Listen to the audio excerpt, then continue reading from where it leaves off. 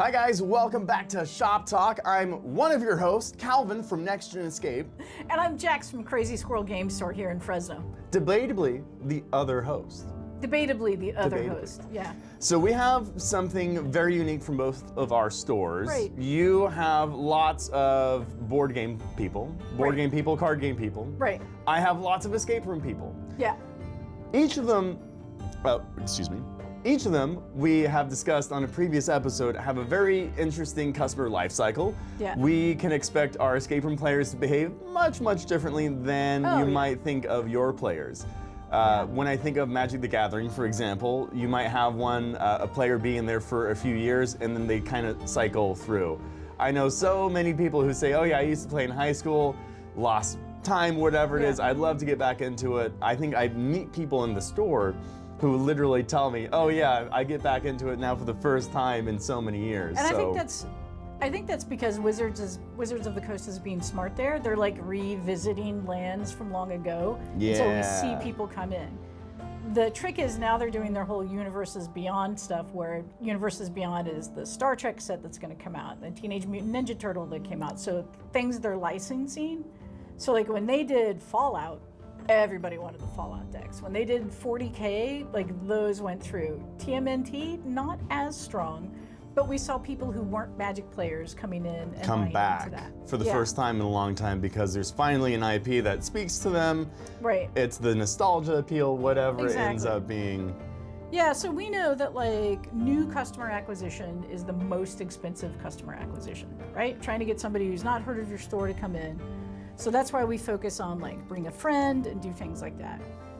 New customers will spend more money because they're gearing up to get into the hobby. They're buying into it, so they'll invest more. Right, so like if somebody's a new 40K player, they'll buy their army box, which is typically $150 or more dollars.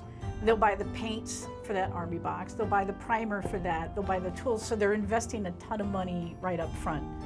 And then your job is to keep the store intriguing enough to them that they will come in. So you either run events, or you do a craft night, or you just make sure that your store always has something to offer them that they can't find anywhere else. Because customers these days are also very geographically based.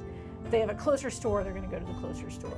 They'll at least try it until they have a bad experience. Then they might. Then they come back. Then they might come back. Yeah, know what they're missing out on. Yeah, and that's why when people if people come in and say they're new in town and they're looking at game shops, we will offer them, you should go try these places. I think this might be good for you, because we have enough faith in how we do things that we think most of them will come back.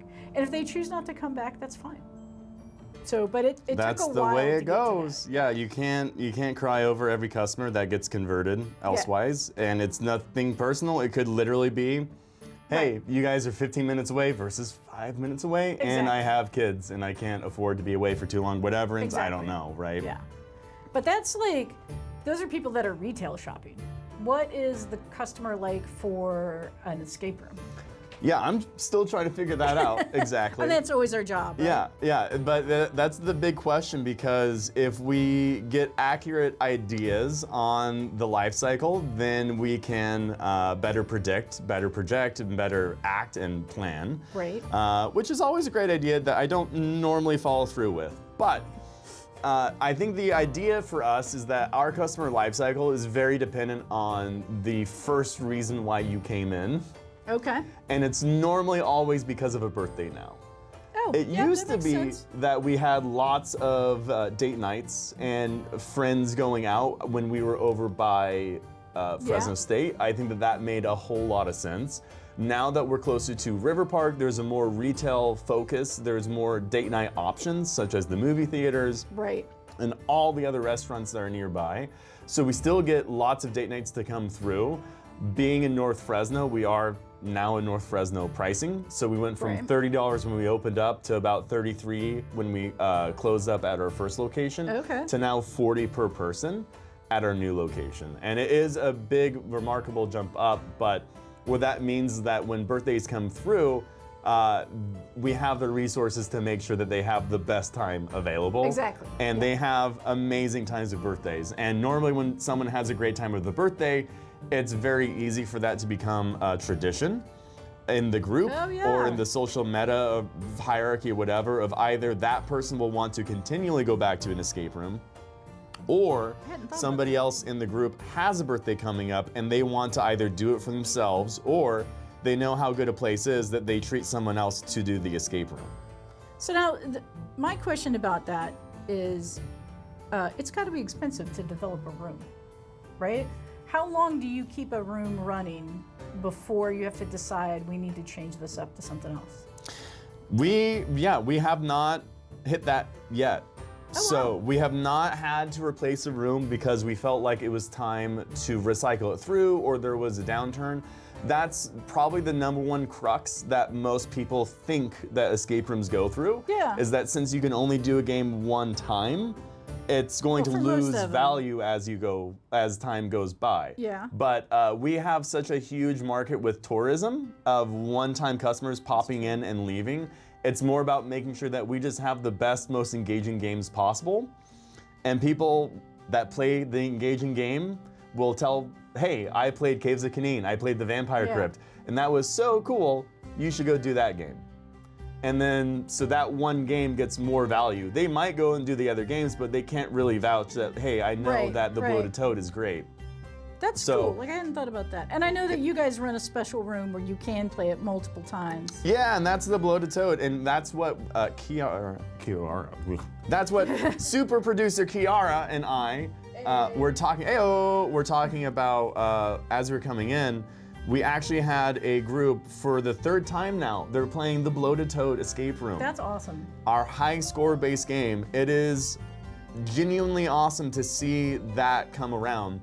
They started playing, I think, in October, and now we're filming in March. Yeah. So that's a quick turnaround. I thought that the average player, they were playtesters of the okay. original room. Yeah. So they must have really, really loved it. really digged it, and each and every one of our playtests goes horribly. So I'm genuinely surprised that they wanted to give money for that game and then come back for more. But I'm happy that they enjoyed it both the other times to really want to sink their teeth into it. So we're actually going to be adding in more puzzles by Friday, by the time that they play, to make sure that there's at least a few new things. I think that we do have a few more new puzzles in there, but if they are extremely good, as I think that they're going to be in that room, I want to make sure that they have the full hour. So that is something very unique in that game you can play multiple times. We're going to be adding in more classes eventually. It's character based, so Okay. there's a rogue and wizard, and they have a lock-picking puzzle, and the wizard suffers from numerophobia, which is the fear of math.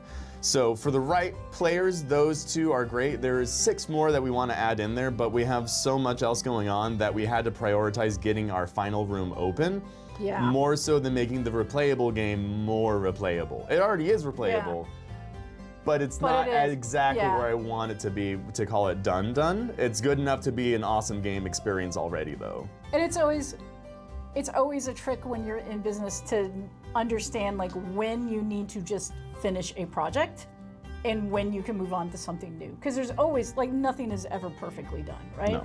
You just have to come to a point where you're like, all right, I must go do something else. This is going to work. Right? I This know that has to something work. else is going to be boring, so I really want to stay on this creative project, but I got to get it out the door. Yeah, and timing is a huge thing for us. Last year, we knew that we were trying to get our Hobbs Grove escape room open in time, and we had to get the Bloated Toad to a good point. Yeah. So we added it with as many puzzles that we thought were good, and removed some that ended up kind of terrible. And ended up with a core room that we really, really like right now, and we want to go back and add even more stuff in. Once we get our final room out, which we are working on Yeah. actively. Yeah, that would be, I can see where that would be good. So the customers are really different for you. Like, you get repeat customers. We can, but they're going to be playing different rooms. Right, right. But if we can get them to play 3 different games, that's Right. a lot of money. Don't you make a passport now? We do. We make the Escape Room Traveler, And which so they just get to, like, track what they've done? they track and record the games that they played, who they played it with. There's room for notes for everybody, how many hints they used, if they escaped or not. All that stuff. I made it because I saw players going into Google Excel sheet, whatever it is, and yeah. typing in after the game their information. And I thought, wow, That's pretty cool. that's really cool. For the right nerd, they really want to keep track of all that little bit of information. You can't really gift a Google Excel sheet, but you can gift a book, and I knew of a way, and I wanted to make a book on demand, and that was the first product that we made that was like that. So the Escape Room Traveler is what we sell. We sell it in several escape rooms now across the country. Oh, that's awesome. It was in Critical Role featured, that's which is fantastic, very cool. Led to the Cousin Sisters, the board game tracker, and the Duelist Ledger, which you guys sell in store. Which is, I'm very happy about that. And then, what? Well, we should. At this point. No, I like the idea. We should talk sometime about how you go into business thinking you're going to do one thing, and then you end up adding on all these other things that still fit. There's little services that you find that there's a gap in the market, and you can fill it kind of perfectly. Right. Yeah. No, that's a good idea. So we should think about that for another one. Sounds good. Maybe this one. Maybe this one. Maybe maybe the next one. Who knows? What? The producer is really whipping that lash right now. Really on so top like, of it. So thanks for joining us this week. We'll see you guys next time.